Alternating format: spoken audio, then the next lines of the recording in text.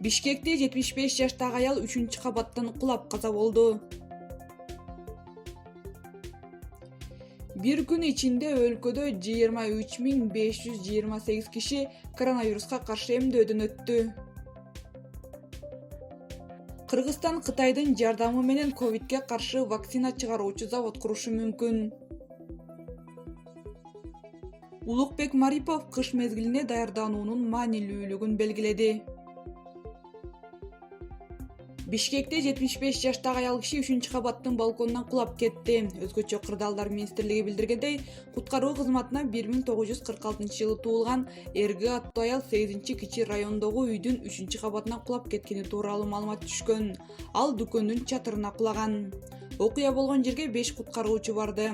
Алар сөөктү түшүрүүгө жардам берип, милиция кызматкерлерине өткөрүп беришти. Bir күн ичинде өлкөдө 23.528 киши коронавируска каршы эмдөөдөн өттү. Бул тууралуу республикалык штабтан билдиришти. Алардын ичинен 2402 киши вакцинанын экинчи дозасын алган. Бүгүнкү күнү Кыргызстанда жалпы 178.689 киши эмдөөдөн өттү. Анын ичинен 91.326 адам вакцинанын экинчи дозасын тең алган.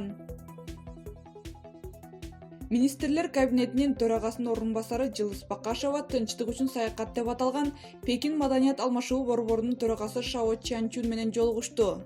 Министрлер кабинетинин басма сөз кызматы билдиргендей, тараптар Кыргыз Республикасынын аймагында коронавирус инфекциясына каршы вакцина өндүрүү боюнча завод куруу жана чөп чаардын негизиндеги Кытай өндүрүшүндөгү дары-дармектерди колдонуу жаатында кызматташуу маселесин талкууланды. Жылыс Бакашева Кытай Эл Республикасында коронавирус пандемиясы учурунда өлкөгө үзгүлтүксүз көрсөткөн колдоосу үчүн ыраазычылык билдирди. Кыргыз Республикасынын Министрлер кабинетинин төрагасы Улукбек Марипов өлкөнүн экономика тармактарын жана калктын 2021-2022 жылкы күз-кыш мезгилине даярдоо маселеси боюнча республикалык штабтын кеңешмесин өткөрдү. Кеңешменин жүрүшүндө алдыда турган күз-кыш жылытуу мезгилине даярдык, социалдык объектилердин жана жалпы эле энергетика